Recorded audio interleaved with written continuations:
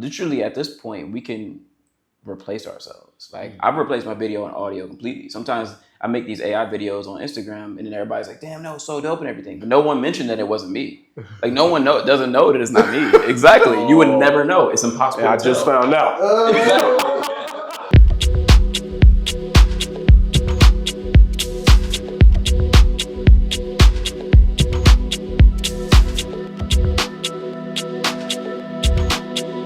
All right, boys, but first I gotta show y'all this AI tool before we get started. Say less. Yeah, we were just talking about this tool, bro. It's called Sesame. Yeah. And yo, like, I'm talking about, it says like try demo, right? And it's this guy named Miles. Check this out. We gotta have a conversation with Miles real quick. So, let's see. Yo, Miles, I'm about to Yes. You made it back to my corner of the internet. Yo, I'm shooting. Yo, sorry, you keep cutting me off, but I'm shooting this podcast right now. It's crazy, bro. Podcast, huh? Yeah. I'm all ears, figuratively speaking, of course. That's knowledge on it. I mean, but like, what should we talk about? Hey, remember yesterday when you mentioned liking those Japanese wood black prints? I was just reading about this artist Hiroji, crazy detailed landscapes. Think you dig his stuff? Yeah. Okay, but we talking about like writing and recording, and also these dudes are travelers. And I just got back in town from Mauritius, so maybe we can make something around that. What you think? Mauritius, huh? Sounds way more exotic than my usual Wednesday. Lay it on me, traveler. What's your take on the place after experiencing it firsthand? Maybe lay down a quick beatbox intro while we're at it. Just kidding, am I? But basically, this dude is like a person now. Yeah. So that's where we at when it comes to AI. Like, wow. It's insane. Oh, that's crazy. Yeah, bro. Yeah. So I just had to show y'all that. I mean, just freehand. Like, what we taking things, right? But like, I love it. But we here, man. First of all, yo, shouts out to the office. In real time, right? But basically, like the conversation is just real casual, like us just talking, getting to know each other, and like actually talking about what we're doing, and you know, all like we would talk about business and stuff too. But first, it's just really just chopping it up and catching up, bro. So what y'all been up to for the last few days? Oh man, blessings, bro. You know, I got here, and I was telling you guys here the 9th February. So I've been wanting to get to Cape Town. I've been wanting to get to Africa in general. You know what I mean? You were talking about Asia. That was my first dose. Thailand, Bali, you know, Vietnam. Met my brother there in Bali, and ever since then, I had a bug to get to Africa. You know what I mean? But then when that divine time happened, man, I took advantage of it. And of course, you know, my boy being here, it did just kind of make sense. Everything flowed. It was gradual. I went to Europe last year when I felt like I was supposed to come here. Yeah. Winters in Europe, man, it's not my forte. I don't recommend it. But no, man, it's been good. I've been, you know, my birthday was a few weeks ago. I've been enjoying it, you know. Happy birthday, man. Thank you, bro. Happy belated, yeah, it's been good, man. So I'm looking forward to it. I'm coming back for sure. Yeah, bro. But like, what, other than like me being here and everything, I would say, what's been really the thing about Africa for you, right? This is the first time out here, like, especially being a traveler, you know, being from the States, Chicago, from down in Houston, like all over Texas. Like, what's just been your take, and why do you think people maybe should see it? Man, I think for one, when you're traveling, there's a sense of like presence and gratitude that you feel, and you know, like with the energy, the people, you know, the culture, just the environment, and I feel that a lot here in Cape Town. Sometimes you get to a place that you can't think, why would someone want to leave, you know? And I'm sitting there and I'm looking out, I'm feeling everything. And that's what I love, you know? And that's what separates me from a place to a home. You know what I mean? And I think having community, it helps. But I think when you more or less can really feel like yourself, you don't feel, you know, just separated. You feel in tune, you feel open, you know, feeling willing to collaborate. You know what I mean? Like, that's what makes this place feel something different, to the point I'm like, okay, how can I eventually like make this something more consistent? You know what I mean? So I'm grateful, bro. I love Cape Town.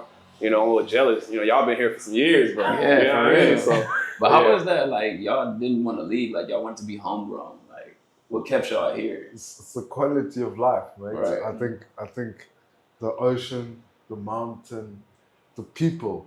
You know, there's just a vibe here. Obviously, you have to work maybe a little bit harder, a little bit longer, where there's shortcuts. Shortcuts is you can go to Johannesburg, you can go to the UK, but happiness and abundance is here, mate. Yeah, Ultimately, I know things take time. You know, Yeah. we always say mountains don't rise overnight, and it's like Cape Town already ticks all the boxes. It feels so right. Why leave? You know, so it's more we've been making the most out of it. Yeah. And really just exploring just how much abundance is here, how much fun can we have, you know, how much collaboration can we do, you know, how can we grow our friendship, you know, like how much, you know, that's what we're always thinking, you know. But it's, I mean, what's your perspective? It's also, I think Cape Town in itself it exposes you to a global platform. Look at us now, we're all sitting, we're different brothers from different parts of life and content, but we're coming to one common cause and to have a conversation about our life. So that's what I like about Cape Town, the cosmopolitan side of it. You can always meet different individuals flying in, create a unique relationship, and that relationship like lasts forever, you know what I mean? And as you get older and you get wiser, you start understanding that, oh man, this is a real one, you know. And you start, so I think Cape Town's always been a place where you can put your feet on the ground, get that foundation, be grounded, and pick and choose where you want to go and engineer your own path. So I think Cape Town has given me that freedom, you know, along the path that I've been on. I think it's been really great. Let's get into business a little bit, bro. So like, first of all, I wanted to bring everybody to the same table too, because like we all do so many different things, but all successful in our own right. And I think that like being here in Cape Town, like we was talking about before the podcast, a lot of people don't think it's a city to like do business. They think you got to go over to Joburg, or you got to do these things, or go to Miami and LA. You know, why do y'all think that Cape Town's a great place to just settle and do business in the first place? Ultimately, it's like the way I see it is like you building wealth for a particular reason. There might be an end goal to it, and Cape Town is already the end goal. And you get to, how do you say, enjoy that in abundance here, as I say. So that opportunity to do it here, it's more, Cape Town allows you to be alive every single day. You know, I think in order to live here in freedom, you as I say, you have to go the extra mile, which means you have to have clarity as to exactly what are you doing. You know, otherwise you get sucked up in the system. And obviously the system in Cape Town, you can't hold your own overhead. You know, the earning, it's lower to earn in Cape Town than it is to Johannesburg for the same work. You know, and it's more expensive to live in Cape Town than it is in Johannesburg. Damn, you can get so much more for less there. So that's why I say to really thrive in Cape Town, you have to have clarity. You know, you have to know, it's like, why are you getting up? You know, when you get out of bed, it's like, well, what am I doing? And you know, what is your why though?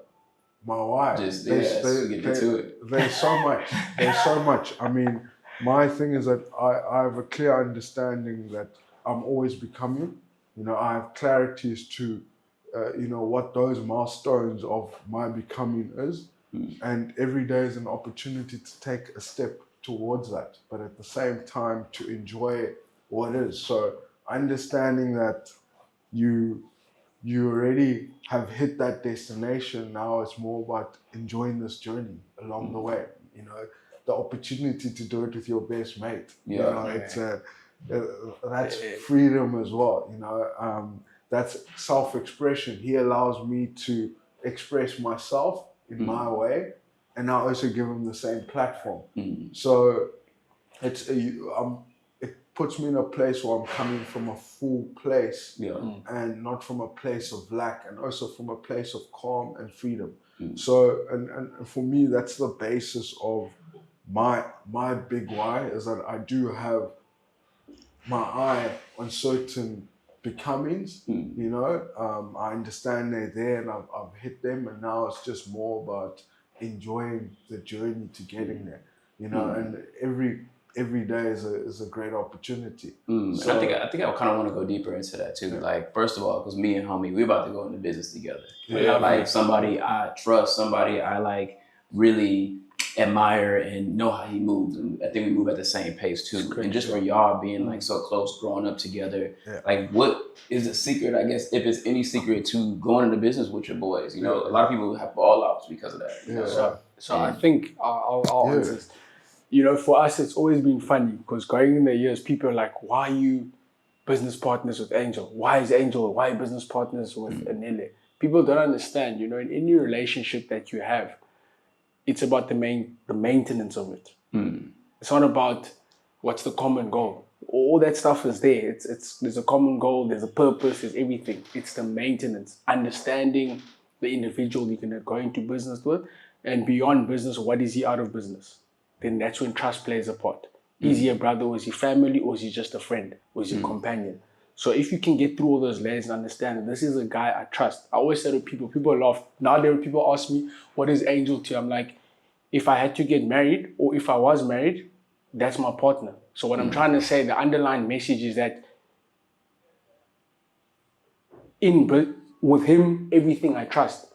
Everything I do, he backs me up. There's no like this, that. If he corrects me, I know that he's coming from a place of or that he knows that it's the best decision right now, and it's not something to bring me down. And if he brings me down, he'll lift me up. There's so many. I could write a whole book.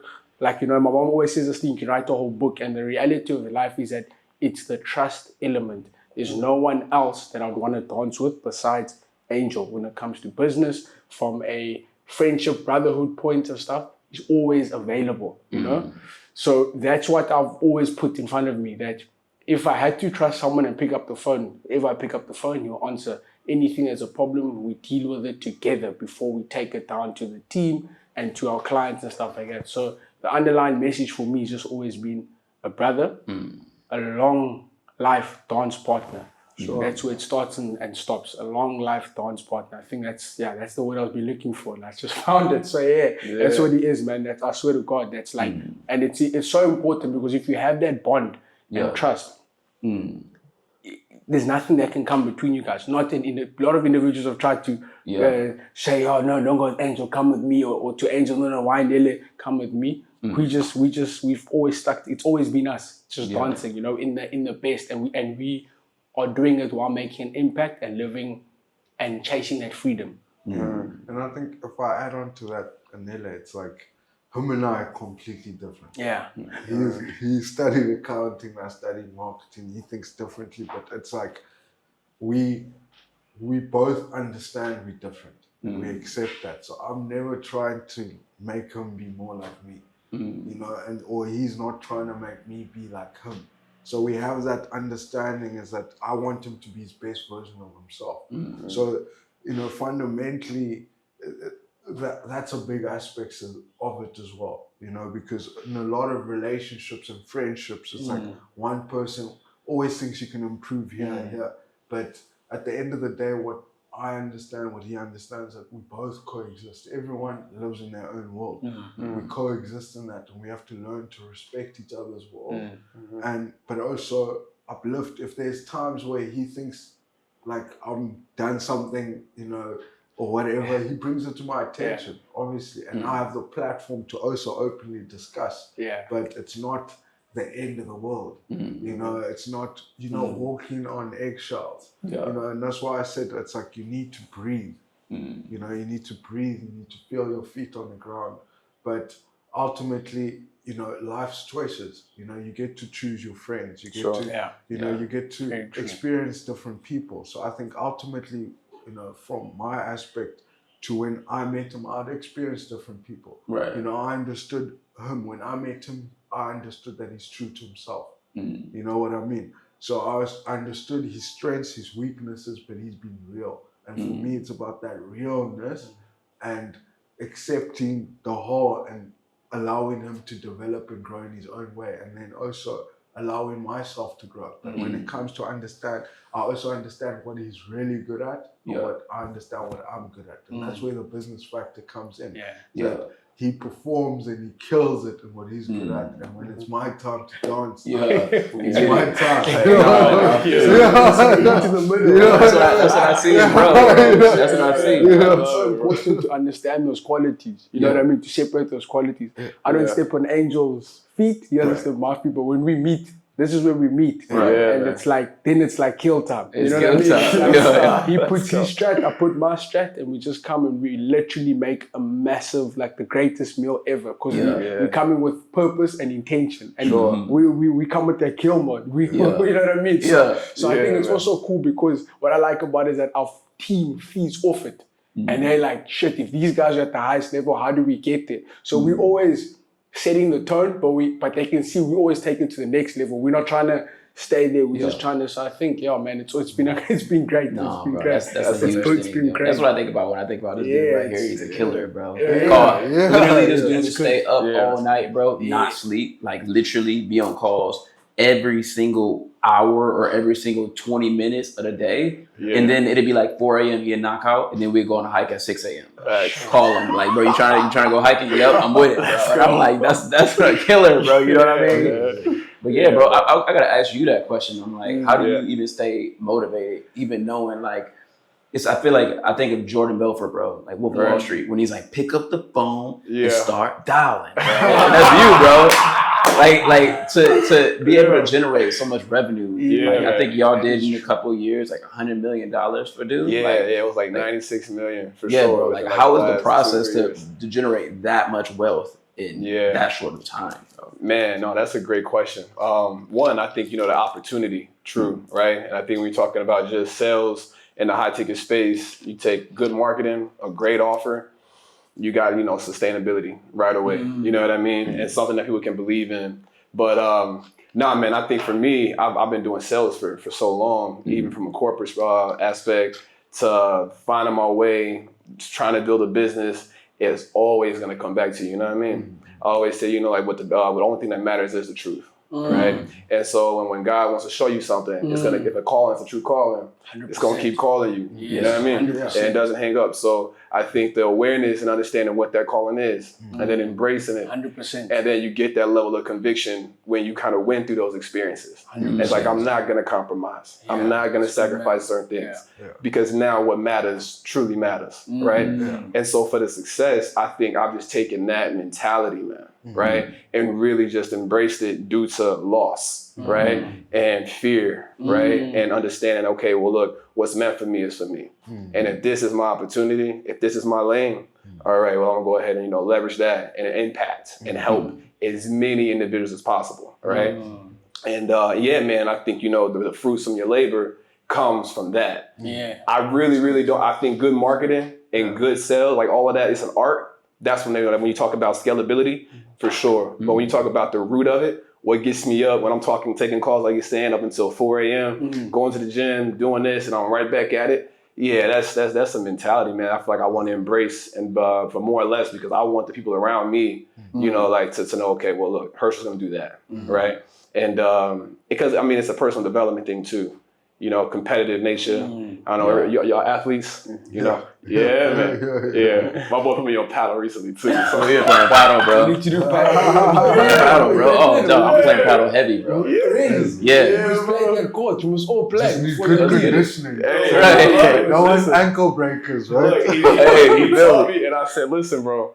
I said, I hate to lose more than I love to win. Right? So look, the same thing in sales, right?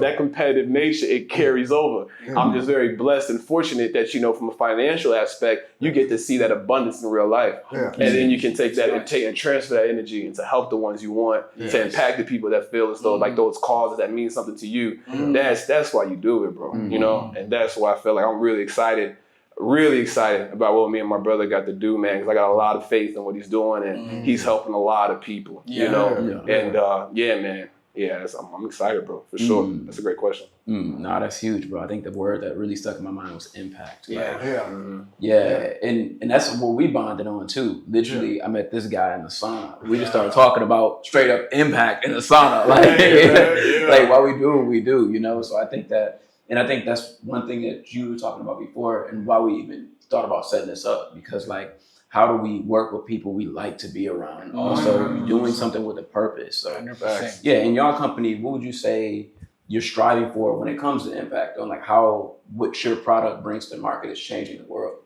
Yes, that's a good question, Jordan. Okay, I'll start. So I think I have to go back in time to when we had our first business. So our first business was originally a tutoring company. Him and I were still studying, and we knew nothing about scaling, all these fancy words in business, but business was moving.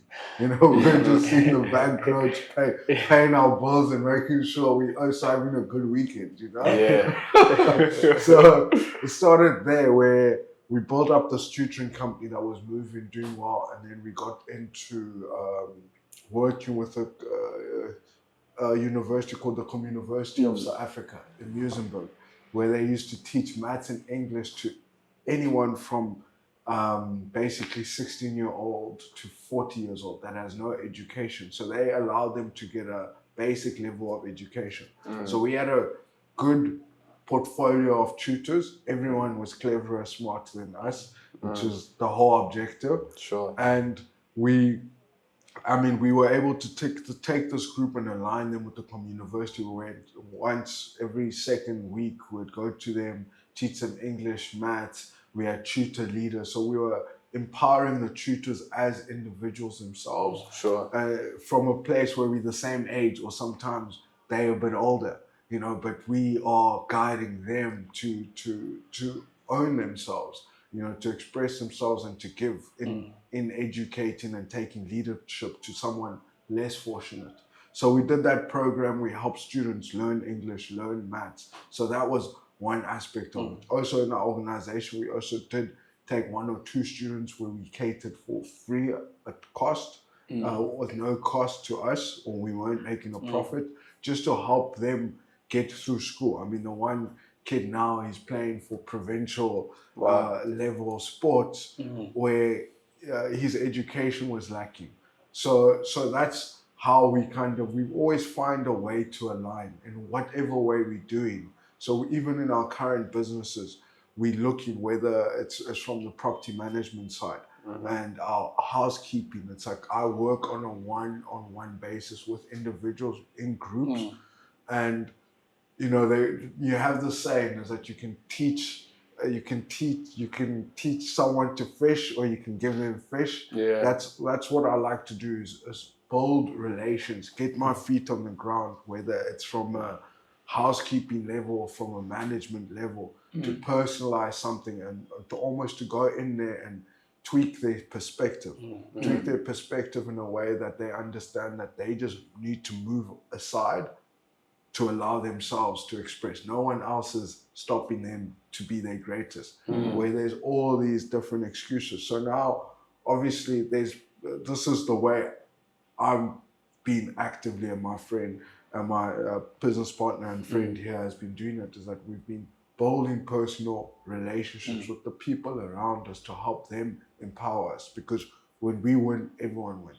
You know, we believe in that. Obviously, we're all a piece of the greater whole. So when we grow, we're pulling other people up, but you want to do it in a more sustainable way. Sure. You know, in a way where you're not there, things are still moving. Absolutely. And that's why, you know, we find ourselves fortunate that we can sit here and businesses are moving, because we understand that things can operate without us, and that's okay. And they can work well without us, for us, and that's okay too. You don't need to do that. You know, and that's a thought you have to wrap your head around. You know, not everyone can accept that the formula can work without them in the equation. That's true. I mean, hold on, we gotta go deeper, bro.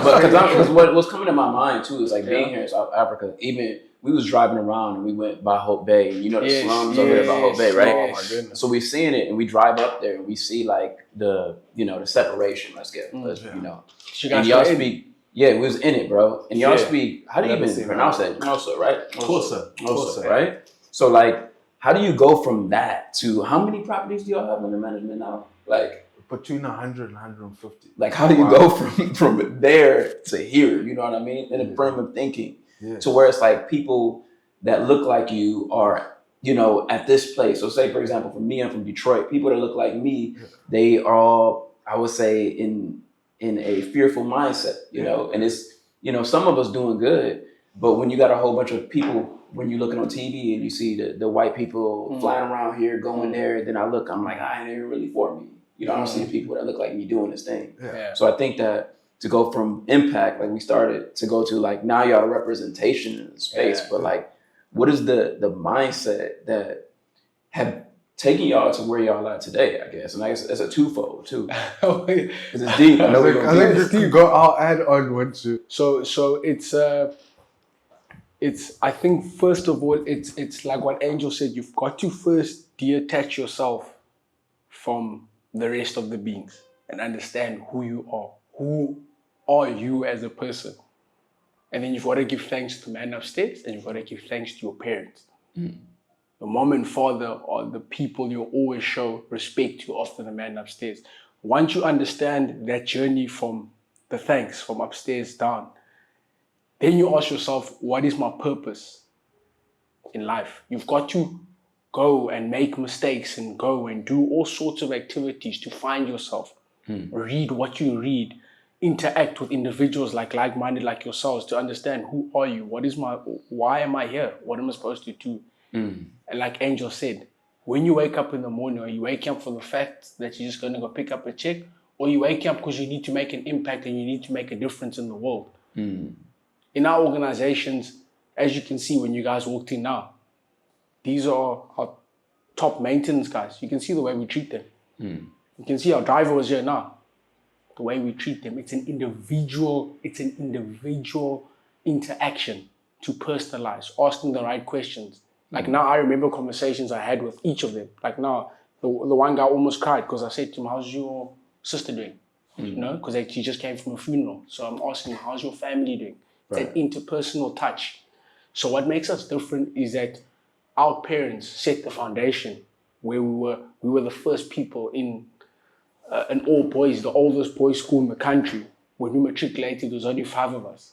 So if I go back now, I'm sure there's more, but I'm just saying that's the kind of, we knew that within those layers, we had to ask ourselves, how do we become different? Give homage and respect to our parents. We will forget this thing. Absolutely. You know what I mean? Yeah. So I like what you're saying, but yeah. Yeah, man. No, blessings, bro. So I just think, you know, it's an immense level of gratitude and understanding going from Chicago to Iowa. To your point, there was nothing but white folks. Okay. You know what I mean? Like, so there was a real, and when I even say like identity shift, it was just trying to figure out, okay, what am I doing? How do I ask? All this is new. Everything's different, right? But then you find a way to embrace it, right? But I think your certain influences, it really helps craft you as an individual. Yes. And then as long as you don't get lost in what everybody else is doing, right? Again, homage to my parents, then you're gonna be okay, right? And I think, you know, sometimes when you're chosen, you just allow yourself to really embrace it and keep moving forward, right? Because a lot of people do get discouraged. It's like, you know, Hirsch, like,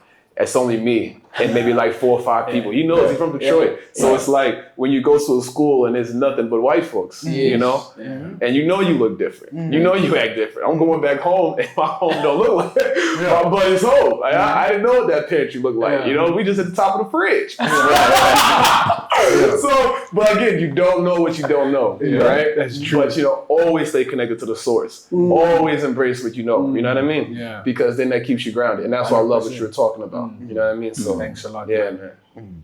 And yourself, what's your story? Maybe give us a bit of yours. I mean, y'all boys have been going deep, bro. My story, bro. Yeah, my story. I think the craziest thing for me, bro, was, I grew up in Detroit. I grew up with all black people. And like, my whole perception when I was younger was just like, I hated white people. Because literally, white people were the police. White people were the teachers who would punish us, right? And then you would see these people, like, they lived, it's in my hood, it's called ATA, which is across the avenue. So across the Ave, right? So we don't go across that avenue, right? But basically, across the Ave, it was white people. And it was a city where you had to run to school because like you're outnumbered. They closed down all the schools in my area because they wanted to kind of isolate the crime to keep people in certain areas. So we had to like walk like kilometers to get to an area where we meet up with more kids, and then we would walk to schools. We had to do that long trek to go back and forth to school every day. And I just remember like having all of this hate for just people that didn't look like me. But then my senior year of high school, my dad ended up coming out of jail, and like we ended up like reconnecting and stuff, which was dope. And I ended up moving with my dad, and it was the best thing for me, like literally the best thing possible for me, because I came to this school and my dad had his stuff together, bro. So like when he came out, he moved to like a privileged area. I go over there, and now it's reversed. Now I'm like one of the few only black kids in the school. And then I couldn't stand. I was just to myself. I had braids and I had dreads. And like, I would just stay in my little confinement with two people I knew, dudes I would bring from the hood to come to hang out with me. And then my football team, American football, so it changed everything. Because I was with these dudes, and it don't matter, like when you're on a sports team, it don't matter what color you are. You're all the same. We all suffer the same. You all doing down ups, it's all the same, right? Yeah. And I had this kid that was on my team, his name was Malcolm Hollingsworth. He was we call it like a black white boy. You know what I mean? Like the black dude is like, yeah, dude, like that dude, right? Yeah. So he was bringing me to all the parties, and he was bringing me to these parties with like these white girls, and I was just getting twerked on. I was like, what is this? And that changed my life, because then I realized that like, damn, like we all are all the same. You know what I mean? It's just I was seeing the negative. I was like projecting the negative with my eyes, but it didn't even exist. Like, these dudes is cool. Like, these dudes welcome me in. These dudes are like brothers to me. And I think that like basically what you said is just like the environment that you're in, right? And it basically shaped me to realize that my potential. It shaped me to realize my potential by getting out of that tough environment of, I guess you could say, judgment. So I feel like now that's something that I always work on. It's like, what am I judging to? And oh my gosh, this brings me back to the conversation we had of basically changing the programs and the things we attach to when we're running. Like, okay, I'm American. Oh, I'm from Detroit.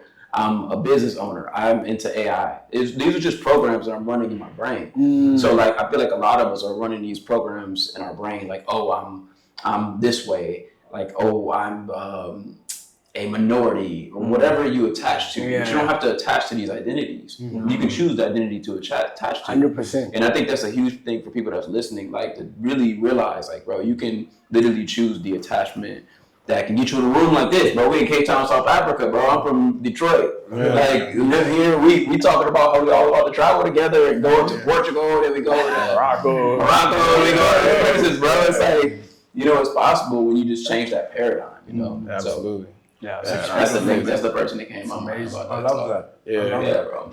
I think when we spoke on the sauna, we're speaking that you have to be conscious as to what program you're running. Right. And I was saying if you, and if I also just backpedal a bit, is like if you look and you imagine the whole world runs on an algorithm.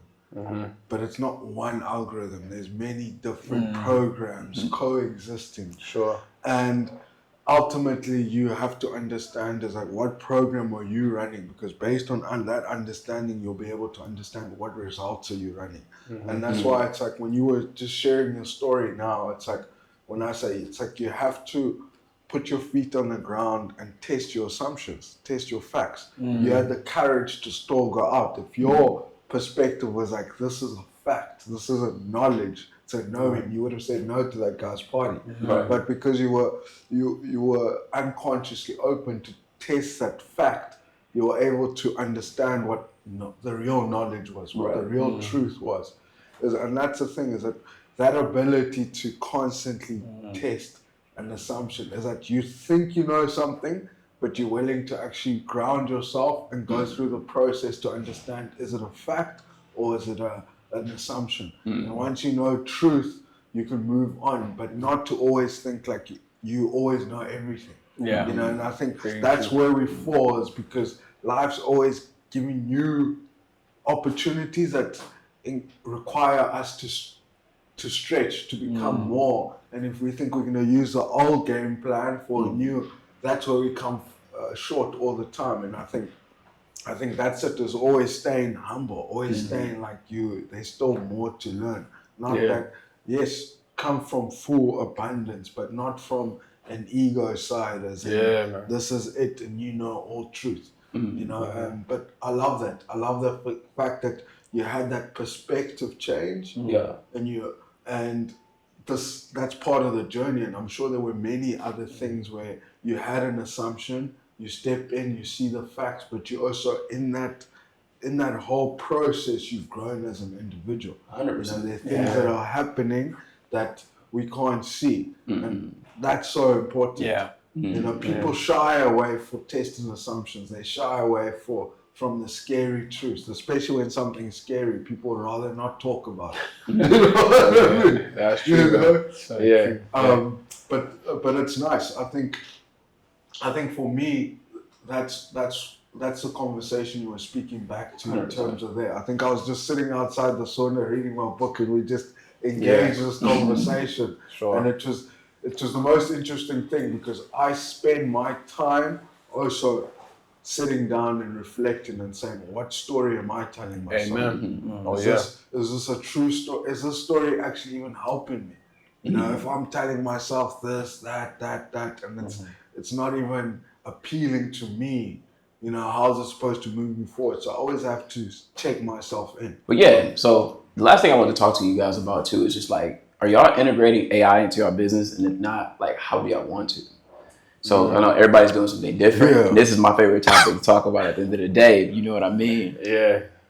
I think for us, where we are now is we're on that stage where now it's time to bring the AI in. You know, I think we have had one company that deals with AI, Futech.io, but now in terms of the rest of the businesses, we see a huge opportunity for AI, because I think there's specific case study. We know exactly where AI can make a huge difference. But that's where we are. I think we literally, that's where you're catching us. So there's so much excitement around there because there's so much opportunity where we can trial and test. But I mean, from your perspective, where you're so knees deep in AI, that's one aspect we're hoping also to collaborate on. 100%. Where where you can understand our roadmap here, and we can humble ourselves to say, from an AI perspective, where do you think the most value, and where do you think the lower hanging fruits are? What's the starting point? Because remember, we always say everything takes time, but that's our journey. Do you want to add on to that? No, I think you said everything, man. I literally, I was trying to figure out, where do I jump in? I think the reality is that, we're at the stage now where we just need to put that layer on. I think before anything else, that is the layer that we need to definitely look into. Yeah, I'm really interested about the whole dynamic of AI and the evolution of just the sales industry, because how interpersonal it is, right? But he just showed us an app with an individual talking, and I couldn't decide if that was a person in real life or a computer, you know? So I think, understanding the processes from idea or concept and idea to applied action, right? It just seems like it's so much more faster. It's way more advanced. And when you talk about sales and just training, I think there's a lot of room for growth. And I think, I'm really curious about just kind of what you got going on, and then the understanding of how AI will be implemented with this industry. Because I think once it does, or whoever is able to really take advantage of it, it's over, man. And I think too, just to circle around to it, but whenever you do something twice, then it needs to be replaced. If you do the same thing, whenever you do, it doesn't matter what it is. If you send an email twice, or if you make a template twice, whatever it is, whatever that repetitive task is, it needs to be automated with AI, because it can be automated with AI. It just is it's just the question is how much time will it take to train the model to be able to do that thing again? But I think in my case, I just see most people just keep doing the same thing with Google Sheets, or trying to track data, or make money. They're trying to manage what's going on, money or property, if it's customer service, whatever it is. But if it's someone doing something twice, if their job is just to do the same task, then they need to be replaced by AI. So I think that's a good way to start looking at what are we doing, or what are we spending money on, this human that is doing this task over and over again. And it's okay, but how can we save money there and just have a robot do it? So I think it's a really good starting point too. Like how I can see everybody starting to implement it more, you know, and also like what is the biggest pain point at the end of the day too? Like what's the thing where it's like, you know, we can probably get rid of this. Like it's kind of a headache, you know. I don't feel like editing these videos, let's just say, but I know I need to put content out there. Okay, just have AI edit the video. Okay, you know, like, I don't feel like shooting the video. If that's the problem, okay, I'll literally train AI on my video 100% and my audio 100%, so I don't have to make videos anymore. You literally can have this thing do anything for you. So I think for me, that's what gets me super excited, because we're able to automate things and then move faster, move more efficient. Especially like you said, like be able to collaborate with each other, because we can spend our time thinking about how we can collaborate with each other instead of doing those like mundane tasks. So do you think like it opens up the space for creators to create more and focus more on the creating, right? 100%. Versus like essentially like having AI just do, like you just said, like the everyday thing? 100%. Yeah, and that's my whole model. Like people hire me because I literally replace them with AI. Like a CEO comes to me and he's like, yo, I'm spending all this time going to podcasts. I'm doing this. I'm running my company. I've got the operations. I'm communicating with my assistant. I don't have time to come up with all these ideas and be able to like shoot the content. And then I need something to just manage everything that I'm doing. So I'm like, okay, let's train AI on every single thing you've ever said out of your mouth. Everything you've written, every book, every podcast, literally everything, put it in a database. And now your team can talk to the AI version of you. And we just replaced you from the company now. So now the team is asking the AI version of him all the questions. And now when they create content or they write a newsletter or they do a marketing campaign, they ask the AI model, how would he like it to be done? And it makes it the same way he would like it to be done, because it's trained on millions of data points on just that individual. So literally at this point, we can replace ourselves. Like I've replaced my video and audio completely. Sometimes I make these AI videos on Instagram and then everybody's like, damn, no, it's so dope and everything. But no one mentioned that it wasn't me. Like no one doesn't know that it's not me. Exactly. You would never know. It's impossible to I just tell. found out. Exactly. You couldn't tell. And he's releasing them, He's right? releasing them So out. wonder Boom, the boom, hit boom, rate boom. to You feel me? Exactly. Like this guy Exactly. knows. That one was AI. That's crazy, man. odd hours. You see what we have over here. Yo, how early do you think it is, man? How early? I mean, you know, I think that I'm looking at AI like similar to crypto, right? So, you know, when right before crypto took off and it was like, people were like, oh yeah, I need to invest in the crypto and stuff. And everybody's like, yeah, it's this thing called Bitcoin. This is this thing called Ethereum and Litecoin. They started knowing the names, right? And now everything's built off of Ethereum. Everything's built off of Bitcoin, right? So I feel like right now people are hearing these words like, oh, AI agents. And they hear the word of like, oh, I just need an AI specialist or artificial intelligence. They hear the word artificial intelligence, right? But right now, the roads are being built. And that gives everybody the opportunity in each niche to literally build, like to have the road that all the companies operate off of. For example, like let's just say if you are a doctor, you can have a doctor's agency that's AI operated. Let's just say that it manages your entire ecosystem when it comes to AI, and build a tool to where all of the doctor's appointments in South Africa run off of. Like the entire mechanism is powered by your AI system, because it's that early. So I think we're so early that you can create something revolutionary and it's not monopolized yet.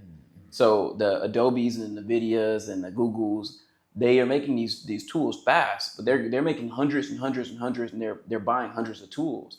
But still, that just means there's just so much space for people to create hundreds of thousands of tools. And that's just in America. Now we're talking about South Africa. Now you're talking about in Ethiopia. Now you're talking about in Dubai. I had a meeting in Dubai. This is funny. But we were talking about sourcing parts, right? This guy he's throwing all this jargon at me. I'm like, I don't know what he's talking about. He's like, yeah, we need to do this and source this for the itinerary to do that. I'm like, bro, what are we doing here? Like, what are we talking about? And he's like, yeah, because we need to find these parts just in case of failure. And I'm like, what's failing? Like, I'm trying to talk to him. And he's like, flying cars. He was like, when the car parts, we need to source the parts using AI to be able to predict when there may be failure so we can get the parts quick. But these, like, you're using AI now to make cars fly. And they're like already there. They've already got the manufacturer. They're creating fire cars. So things are like getting built right now. Like, if people aren't even aware of it and how advanced things really are, you know? So I think that, like, if we have an idea, we can just get it created in tenfold. Another example right here, and I'm just going deep now, but another guy in my community, he created this tool because he is in love with girls. He's like one of them dudes. He's just at the bar every night. Like, you know that dude. You know what I mean? So he's that guy. Don't work, just at the bar, right? So he was like, man, I'm trying to find like every blonde. And he's into AI. He's a smart guy. He was like, I was trying to find this blonde. I saw this girl. Man, she was beautiful. And then she left. Like, and I took a picture of her. I'm like, bro, you took a picture of some girl you thought was hot? Like, that's creepy. And he was like, but then I thought, like, what if AI can like almost find girls that look exactly like him? And I was like, interesting. So this dude created a basically a tool to where you could take a girl's Instagram account. Let's just say if you find a girl attractive or something, you can connect her Instagram account to this tool, and then it will literally find you 100,000 other accounts or however many accounts around the world that have the same bone structure as the girl, that looks just like that profile of what you're looking for.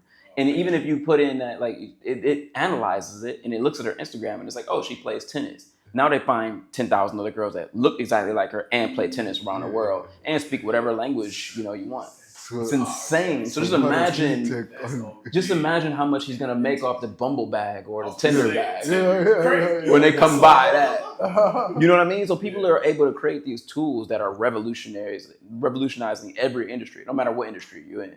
Yeah. So like, it can be tech, it can be finance, it can be literally sales, any industry. Yeah. So it's just like, how do we all dive deep into it together? You know? That's nice. So yeah, I think what's cool is that, like, we don't need to reinvent the wheel. You know, and it's like, as we said, like, what's nice is when you work with someone who's a master in their own field. You know, it's like you've taken this journey to become an AI master. You know, we've taken a more traditional business journey, and where we've got the pieces we can play with, where you can go wild here. Yeah, we're gonna open up and say, what do you think? Yeah, apply yourself. I'm gonna be applying myself on my side. You'll apply himself. Add your stuff and have fun. What's nice, I'm more excited because it's like, as you're giving us these examples with AI and stuff, it's like some people come from fear because they think I'm gonna get replaced and stuff. We are the creators. Sure, exactly. You can't replace the creators. That's right. And that's a powerful point because he's talking about everything to complement the creator, to embrace the creator, right? To really impact him or her, right? Yeah. So I don't know. I think that's a powerful point. I thought about the same thing. Yeah. I'm really interested, brother, and since I've known you, you've always energetically attracted the things that you say you want, right? And everything you said, to my knowledge, it's like, okay, you materialize, you've seen it. It's just, it is what it is, and you embrace what is, right? How did AI find you? It's a good question. That's deep. So AI found me. I was in Bali, and that's what we linked up in Bali. And at the time, so I'm running Black Kids Travel, a nonprofit. Then I'm also doing things on the content side, I guess, a little bit. But I had crypto going, and I was sitting on a crypto bag. I was fine. Everything was cool. But I was doing a lot of note taking at the time because I was trying to figure out what I wanted to do next. I remember I was telling him how I was going to grow like Black Kids Travel this way, and then I was going to find myself online. But I really didn't know exactly what to focus on. So as I'm note taking, I just like, man, I keep losing my notes. So I was writing on physical paper, and I couldn't find it, right? Then after that, I was like, okay, let me go to notes. Like, let me go to Notion or something. I started writing on Notion, and I'm like, gosh, I want to see like how all this stuff connects. And maybe the web can tell me what I'm supposed to do. Then I found a tool called Obsidian, which is a like hyper note-taking tool to where it lets you almost customize it. So I was like, what if I can build like a brain-like form to see how all of my thoughts connect? Like every time I said the word dog, it'll show me exactly where I said dog. So I actually did that in the program called Obsidian. I put all of my notes into Obsidian, and I was able to search it. But then I took it a step further, and I was like, what about all of my audio and video? Let's transcribe everything. And now every time I say the word dog, it'll pull up a video in 2013, let's just say, where I said the word dog in that exact point. So then I did that. And then it started to look like a brain, like because it was showing where all the notes were connecting in this brain-like form. So I started to show my friends and they were like, bro, can you do this for me? And then after I started doing it for my friends, and then my friends, you know, rich friends will contact them and be like, bro, you know, can you do this for my social media marketing agency? So then I started doing it for social media marketing agencies. And then I started to run into a problem because now I'm like doing data for like huge corporations. So I need to scrape the web. So I started to scrape the web using artificial intelligence without me noticing that I was really using AI to scrape the web to find data on all these companies. So I started to use AI, and I'm using these like language models, these early language models, and BotPress, and these chatbot websites that's allowing you to like basically talk to language models. So I'm doing all of this using AI, you know, in the back end, and then all of a sudden, maybe a year or 2 years go by, a year and a half, 2 years, then boom, ChatGPT is announced. And when ChatGPT is announced, I'm already an expert at using it. So I started talking about how to prompt, because I've been prompting for a while. So I started telling people about these cool tools that I found out about. Then all of a sudden, everybody is wanting to know more about AI. And I'm just the guy that knows what he's talking about when it came to AI. So I walked into the AI space and then became the mentor without even trying to be the mentor. So I just feel like I'm grateful to have come onto it in the initial space and initially before the boom happened. And I made the right move when I started to talk about what I was learning online. Because I would see these new tools pop up. I would be like, wow, this tool, Audio Pen, is really cool, because all I have to do is talk and it'll turn my thoughts into clear, concise communication. And then all of these companies started to reach out to me. All of a sudden, Adobe hits me up, hey, we'll pay you, you know, $100,000 if you just talk about this tool. And I'm like, wow. Okay. What's the one, Headway too? And then Headway came to me, hey, I'll give you equity in our company if you just do this. I see that you're Headway. And then they're like, oh, then they see my value and they're like, oh, you know, and I'm like, could I get ownership? How could I get into this space? Now all of a sudden I started owning some of these AI companies. And now, then I made the habit of, how do I do 7 tools a day? So I started recording myself every day for length of time for like 7 different tools, let's just say. And then all of a sudden I had a portfolio of reviewing thousands of AI tools by the end of the year. So now every AI tool that comes out, they contact me. And I started to buy up other AI news channel accounts because I knew how it was working. So now today we've got 4 different accounts. They've got millions of followers almost on each account. And I have my main account. So where now for people to find out what's going on in the AI space, they almost run to us. So, you know, fell into it, and I feel like I took advantage of the space, and now we're here, you know, building cool things with cool people. Bro, that curiosity, that was the main thing I got from it, Killing bro. Let's go, bro. It's good. Yo, and it started that curiosity, bro. He just kept going deeper. It's like it's layered, you know. That's what I mean. I've always wanted to ask him because I'm like, man, you know, you've been really good at that, right? And I think with AI, it's interesting because I don't know. Do you think it helps the average man or woman as far as like with their discipline? Bro, it helps them with everything. Because the thing is, and people don't really realize how powerful it is, but this thing is literally giving people their time back. Like the most valuable thing, people love money. They do everything for money. People will literally, like I talked to the guy at the gym, he's like cleaning my shoes and stuff. He says, man, in order for me to get here, he's like, I got to catch a bus to Kailicha. And then from Kailicha, I get on another bus and take me an hour or something to get on this side. And it takes me downtown. And then I got to walk from downtown all the way to the gym. And the gym opens at what, 5 or 4:30 a.m. or something? So I'm like, damn, when do you do that? I'm like, that take you, it's 4 hours just getting here. And then you got to do that at getting back at the end of the day, just for some people to maybe tip you. And I'm like, gosh, like how much time you spending just living that life. But if someone even as simple as that learns a skill that can basically, let's just say, show your knowledge. Let's just say if you're good at making almonds and you put almonds in a great package, you can literally automate the process of you showing people how to make almonds online. And also use AI to tell you exactly how to sell it. And you can have AI sell it for you without you having to do anything while you're sitting here. You know, That's like true. right now, bro. That's Like I'm sitting here in this moment, bro. Like nuts, bro. It's nuts, bro. It's nuts, dog.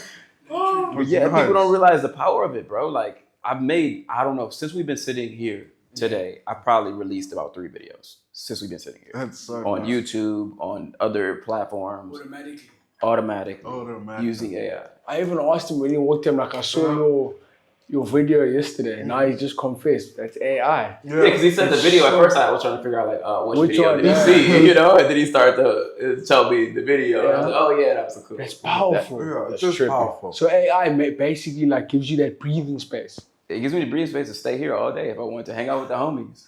And I think, hence why I say, like, even for us personally, I think that's the level we're at. So we've built the foundation. Yes. Firm, now it's ready for that next layer while we're building. But hence why we said it's like, there's so many ways for us to collaborate. I think obviously when we breaking bread and eating lunch, we can explore further. But from us, I always say, like, it's best we'll just show you this is where we're heading, this is it. Yeah. And then you can add your expertise and give your advice. That's 100%. When we step back. I know when it's time for Nele to lead, when I need to step back. He knows when it's time for me to lead or to step back. And that ability to always, there's not one true leader. We all lead in different aspects, even in relationships. Sometimes you're the leader. Sometimes your partner's leading. Because she's the one best for this situation. Maybe something needs the personal touch. Yeah. You know? Straight up. And you're coming in and you know you need to step back. Let that happen. It's like our ability to move in time and space and switch when we need to switch. Yeah. Let that person take us from A to B, then you step B to C. And that's why I said, now it's just more for me. I don't want to ever leave out the point of fun. Let's have fun. Let's have fun.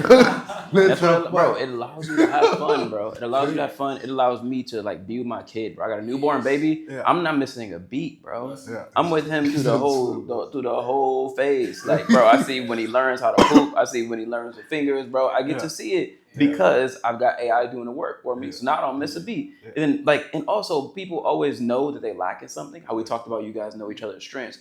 But like people know, they're like, oh, I'm not a good speaker. Okay, that's fine. Have AI do the speaking for you. We just showed you, what's it called? Sesame. Literally, you can't tell that it's not a human anymore. Have it sell your product for you. You're not good at that. Oh, I'm not good at marketing. Sweet. Have it do marketing. Oh, I'm not good at advertising. Perfect. You've got at creative.ai that does the advertising for you. Doesn't matter, like whatever it is, the issue that people are having or spending time trying to figure out, and they don't want to outsource it because it's too expensive. Even writing code, you can write code with AI now. You don't even need to write code anymore. It's done. We got Replit and all these other tools where someone that doesn't know how to code can just type something. I want an app that does this, and it'll create it. There's no excuses anymore. There's no excuses. It's just knowledge. No. It's no excuses, but go ahead, man. I like it. No, I'm just saying that's next level. That is like layers to this. It is, man. And it makes me think, listening to you guys, is that there's always a fundamental concept like what's the separator, right? He's talking about a boom. He was curious. He was fortunate. And he's been able to embrace this journey to help others, right? But then there's always an evolution. That's the good thing about learning, right? And I think that's what grounds all of us today, right? Is, that's an evolving process.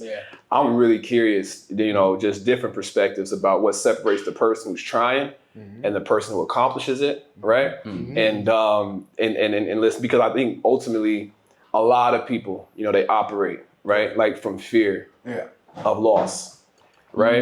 Rather than want for gain. You know what I mean? And I think, listening, man, it's just like powerful. You only know what you know. And when you've experienced something 100%. Emotionally, you're connected to it.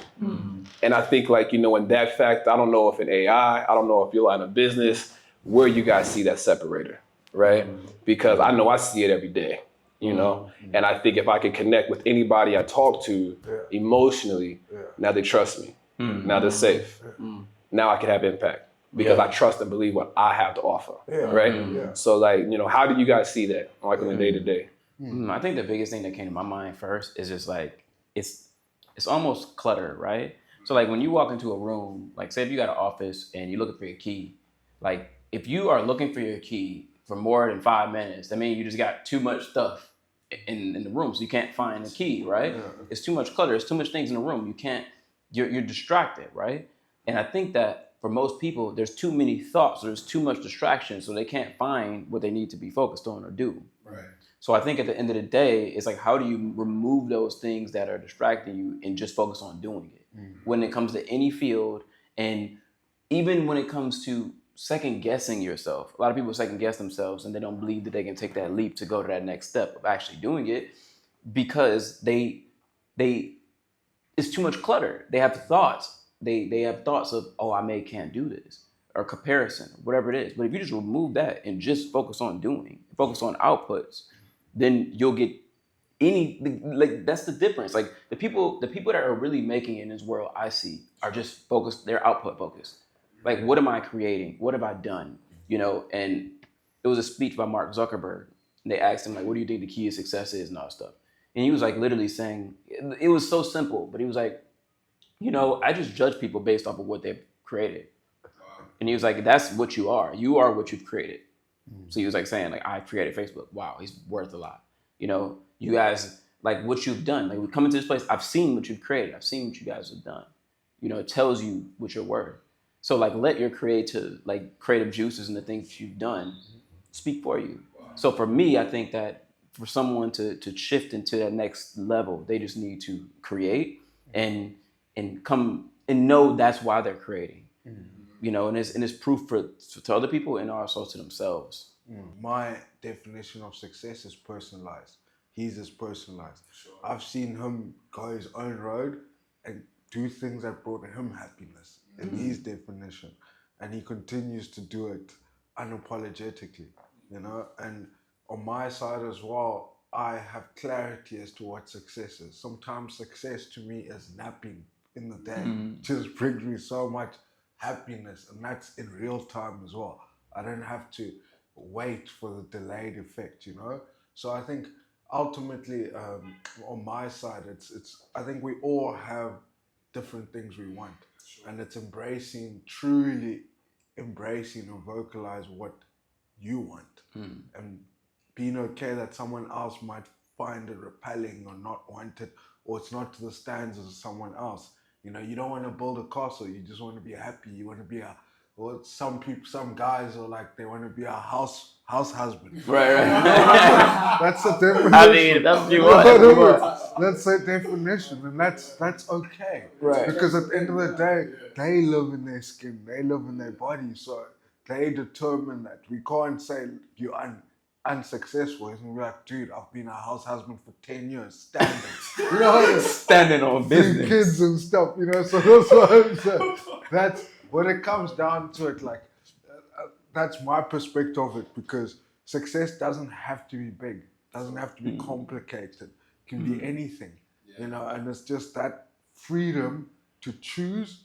Then it's like, you don't have something on your chip. You don't have this extra weight where you don't know where it's coming from, something holding you back. Because at the end of the day, from my perspective as well, is that I understand the universal laws, you know, and I want to flow like a stream, and I don't want to move in resistance or have life resist against me. So with that taken into consideration, I'm very clear, as I said, what success means to me, and I don't wait for people to give me permission or give me a tick or anything. I just put one foot in front of the other and go fetch what is mine, you know, and then continue from there. But you know, people don't see these movements, and that's why I say, like, in Cape Town, it looks slow, but things are moving so fast that we just can't pick it up with the naked eye. You know, it's amazing. Yeah, man. Man, you're gonna have to repeat your question, because this guy went deep. I'm like, whoa. I'm just like, I'm trying to catch all these layers. So if I get it correct, you say what separates people from success and failure, you know, initially, and you say, that's what makes a difference between someone that's successful and not successful. So I think on my side, it's the ability of, people like to take this word, when you take it's a loss. It's not a loss, it's a learning curve. So embracing your experiences and actually doing something about them. So re-pouring that fuel, refilling up that tank. Sure. And then that goes back to your why. Why do you stand up? What, like Angel says, what is success? Success is such a big word, but it's like it has to be so personal that it has to be yours. And when you own it, like I'm big on ownership. And if I own success, it's like, cool. That's what makes me different from everyone else. The time for me, like you said, to have that emotional connection with individuals and actually connect on something that's common and have the tough conversations like we're having today and to be yourself within that environment and not let someone's judgment stain you for the rest of your life or for the week, whatever. Embrace it. Let your emotions play its part. Spit it out and let's move on. So I think it's like moving on and understanding, oh man, that was hard. But how does it look if I do it like this? Maybe I should. And also being able to humble yourself when you need to humble yourself. So I think that's how I look at it. Man. Hey, them boys went deep today. We just flowing. We just flowing. Just flowing. We just flowing, right? This is a think tank. This is what It's a happens. think tank, bro.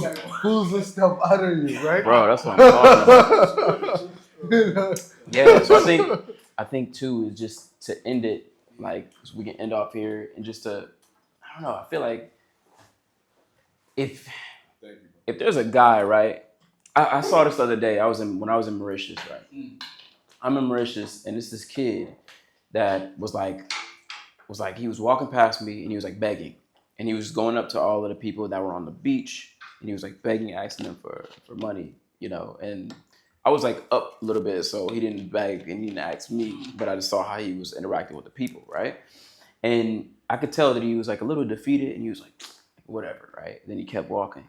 I looked at my girl and I was like, damn, it'd be so cool if like it was a movie that came out and this dude was over here like begging. And then all of a sudden he goes on the street, he meets somebody, then he hears some information, like somebody told him something, right? Like that hit a light bulb in his mind. Then he went and created this big empire, and then he went to that same place, and then somebody was a little kid begging. Like it'd be like a cool story to watch, right? Like a movie. Nice. Like that's what was going on my mind because I'm always trying to think in like a director's eye. But like I don't know whoever wants to answer this, but like what advice do you feel like you can give somebody that is at their lowest and they look at you like these successful dudes that, you know, run empires from around the world. Now we in Cape Town. Like, what advice would you give them that make you shift the way that they think? I think, all right, so from a singular perspective and knowing where I come from, what I've experienced, travel, you know, it opened my eyes, right? And I always go back to faith and gratitude, and I only found those through isolation. You know what I mean? Because when you're looking for yourself, like that kid, you know, like he's lost, right? Like I relate to everything. You know what I'm saying? Like how whatever you just said in regards to like he's begging, he's looking. That's from a place where he's seen maybe his mother, his father do whatever, right? He needed to be exposed to something better to know that it's better for him. You know what I mean? And I think with isolation, it breeds that elevation. Right? And with success, it breeds that confidence, you know? And that confidence gives an individual that conviction, 100%. Right? I can do this. 100%. I know I can do this. I deserve this, right? And now I'm worthy. You know what I mean? And I think an individual, there's a lot of ego. You talked about it earlier. It robs a lot of men and women's dreams, right? And being and having the awareness and the ability to let that go. I would just tell, you know, whoever that young kid is, right? It's like, you know, be aware and don't be afraid. Right? To get to know yourself, because I'm not here until I take that step, until I, you know, I submit, you know what I mean, to my God and just allow him to show me what is the truth, because the truth is the only thing that matters. You know what I mean? So it's powerful. That is powerful. I think for me, it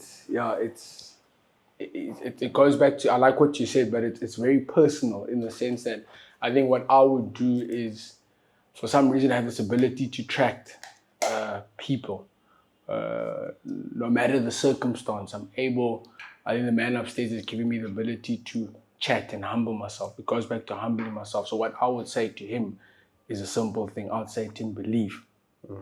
What I mean by that, it's how he interprets what I'm saying. It's more of believe. Believe that you're better than your circumstance. Believe that there is a road ahead. Believe that whatever you come from, it shouldn't define who you are. Keep believing and you will step. It's like, you see, if we were to compare him to us, it's like we'll surround ourselves with like-minded individuals. But at the same time, we're believing that this was meant to be. We're believing of this conversation is about to.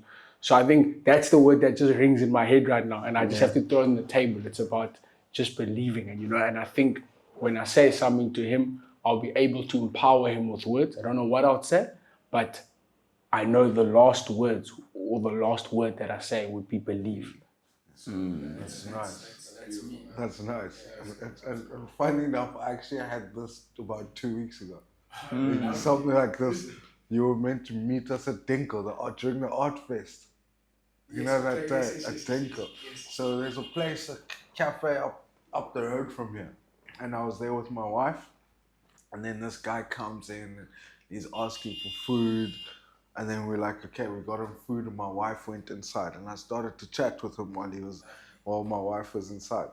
And he was like, yeah, he's from Malawi. He was explaining, and I was just listening to him talk. And then he was like, yeah, he's been on the streets for like a week or so, and he's like, it's been tough, and it's getting worse. And it got to a stage where I was listening to him, and I told him, stop, my brother.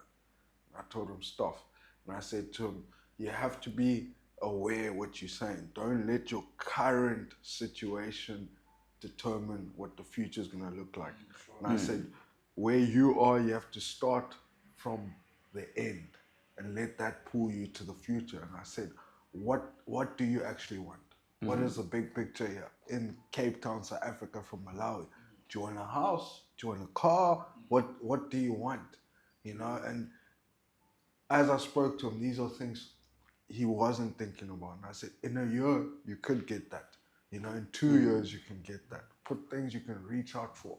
And I said, there's so much opportunity, but you have to frame your mind to understand.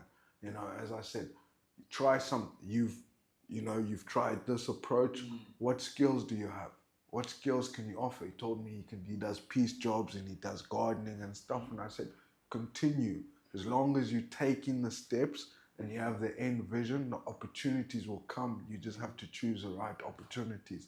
And I said, stay clear and let the end vision pull you, but don't go into a situation where your current is now determining what the future is looking like. Because he's like, it's getting worse. And I said, hold up. That's a line. I had to draw the line in the sand there, because if I let him continue with that framework, I know what's going to happen. He's just going to go further and further into his situation, because what he's telling me is that his spirit, his mind, his heart is tapping out. His heart and mind are in alignment, but in the wrong direction. And I'm saying, pull your mind there, but don't let the current circumstances determine what the future is going to hold for you. So that's the conversation I had with him, which gave him a different perspective, gave him things to think about. But if you're in a situation, all you're thinking about is this current situation, not thinking about what you actually want and how you want situations to unfold. And it's so easy to go down a rabbit hole where you just list, I don't want this, this. And it's endless. And you realize this reason situations and pieces aren't falling for those persons because they haven't stated their verdict. They haven't stated what they want. So all this randomness is taking place, and that's it. And that's why it goes down to that ownership. Take ownership, but at the same time, have an understanding there is a delay. So if you work today, don't expect. You're going to have to put in the yards, and over time. And that's what I said to him. It takes time, my friend. You're going to have to go forward and give more, but be okay when you don't get the results. When you don't get food and stuff, but continue. Because once you kick that bucket, you can kick it, continue to kick it. Just an endless thing. You know what I mean? Yeah. So that's funny that you asked that, because literally I had that encounter. I wasn't gonna say something, but once, as I said, I heard his dialogue, and it was just a self-destructive dialogue that you can already project as like, You know, that's not the direction you want any human being to be. And at the end of the day, there is no difference between him and I. The only thing is perspective. You know, I'm looking at the world through a different lens that he's looking at the world. You know, and for a second I gave him my window, you know, and my perspective. And who knows, maybe it would be nice to track him down, maybe in the Right. house. Track him down, right? Take him up.